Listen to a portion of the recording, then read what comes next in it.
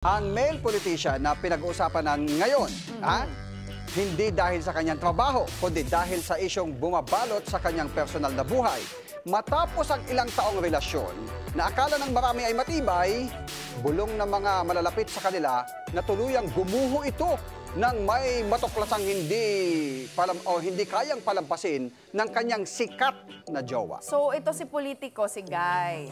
Guy. Yung jowa, politiko din. Politiko din, babae. Sikat. Okay. At matagal na silang kasal, mag-asawa ba to? 2018, pagkakaalam ko. Okay. Oy, may year ha? May babae raw kasi itong si Guy. Okay. May mga nakakita na madalas umangkas sa car ni politiko ang umeksenang girl.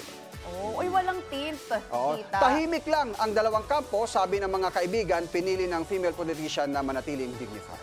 Habang ang male na politiko naman, ngayon ay kailangang harapin yung mga bulong-bulungan na yung kanyang pagiging bolero daw ang nagpatapos sa pag-ibig na minsang nagbigay ng kulang sa kanyang buhay.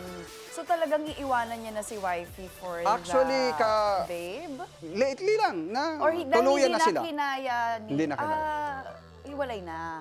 Hiwalay na sila. Okay. Ikaw, Gob, ano ba? Nako, Loyal. Loyal. Dapat naman yung love dapat nandyan talaga. Siyempre yung asawa, you will never leave the wife, di ba? At dapat nandyan ka na unahin mo ang pag-ibig na yung kasama mo talaga, hindi yung for fun. Ibigyan kita ng clue. Bigyan kita ng Hindi ko kilala yan, ha? Hindi ko Okay. Bonus pa. Ayun, yung dinideny na third party ay kapwa politiko rin daw. Okay. So yung mga politiko ba na ito Tatlong ay politiko. national, local? Magkahiwalay ba sila ng lugar? Hiwa-hiwalay ng area. Okay. Ito nga si Guy yung kanyang lugar, hindi isla pero masarap yung kanilang mangga.